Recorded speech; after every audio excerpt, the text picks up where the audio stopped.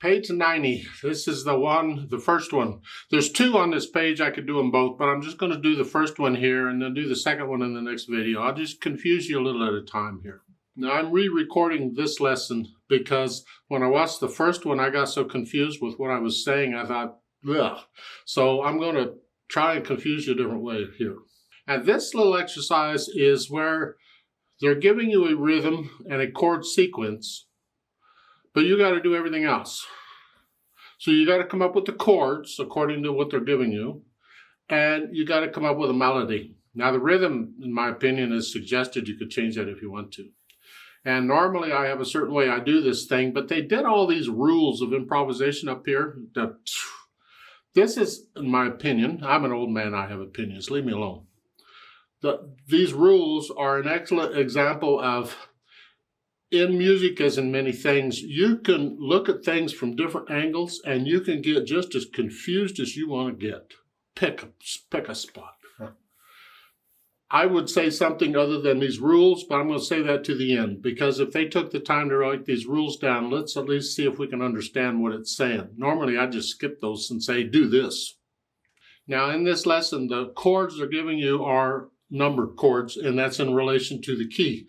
They're telling you in the key a harmonic minor, D harmonic minor, and that harmonic is important because D minor is relative to F major. It's got one flat, okay, so it's here. But harmonic minor, remember, we're raising the seventh step, so instead of a C, it's a C sharp.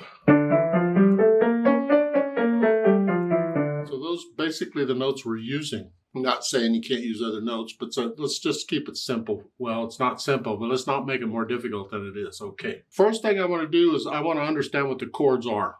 Now we're in the key of D minor. They're using the numbered chords, the Roman numerals. So that's in relation to D harmonic minor.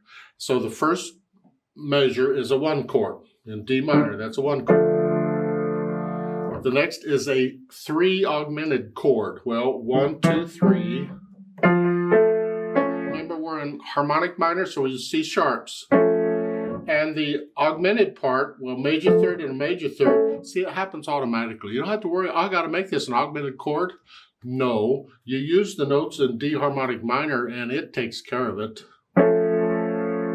Never mind what it sounds like, that's what it is, okay. And then the 4 chord is here. 1, 2, 3, 4. Then the 5 chord, one more up, and we're using harmonics, so it's a C sharp. Not a 5/7 here, it's a 5 chord. And then a 4 chord, 1, 2, 3, 4. I already had a 4 chord, didn't we? And then a 2 chord here, but they want first inversion, so we're going to put the E on top. And then a 5/7 chord. This is where you can add the 7th. In root position. And then a 1. Those are the chords. I went kind of fast, but hopefully you're getting an idea of these chords by now. Now let's cover this mess up here at the top.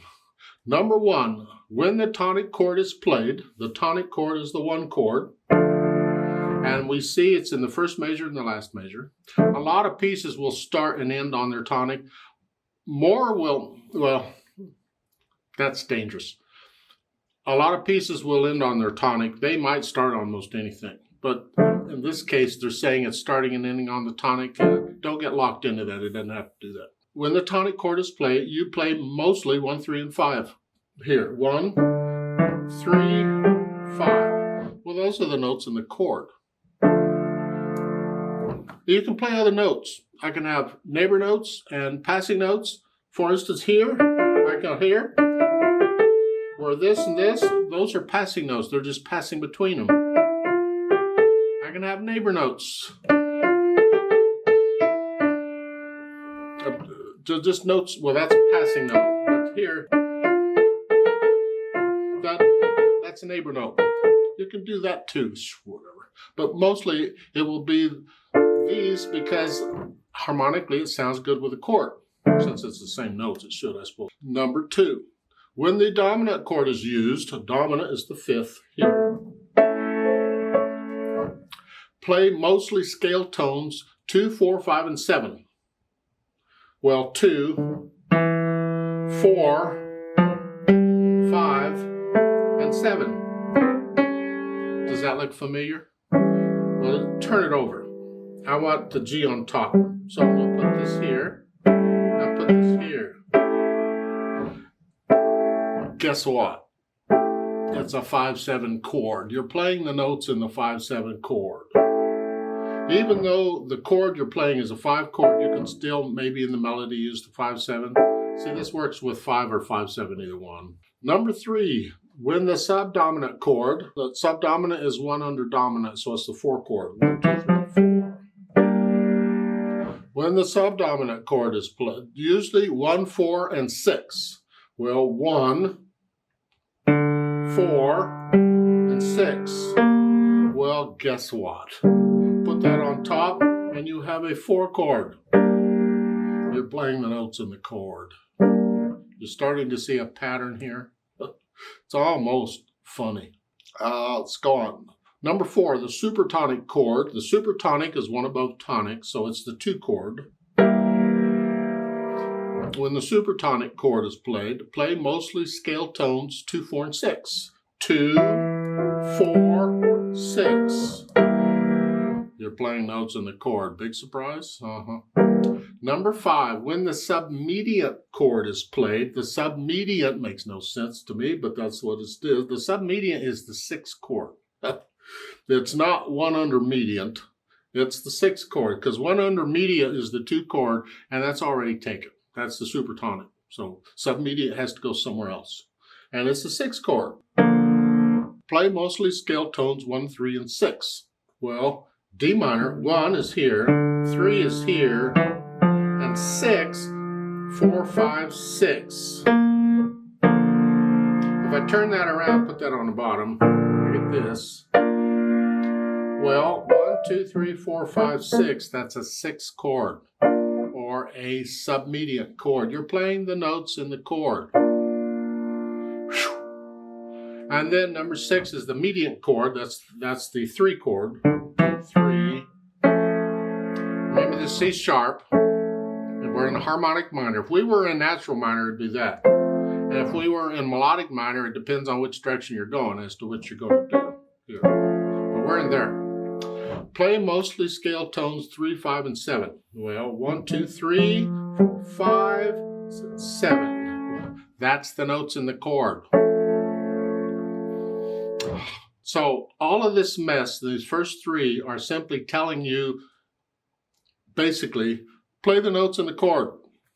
I could have done that in one sentence, but no, it's more fun to confuse you. Look at all this, we got to do all these rules. Ooh. No. Play the notes in the chord. And you can play other notes too, because the last one, very important. And that is, if it sounds okay, it is okay. It might even be good, who knows, but at least it's okay. That's what you're doing. But you can add other notes too, because we don't just want to do broken chords all the time. This here, we'll find a melody.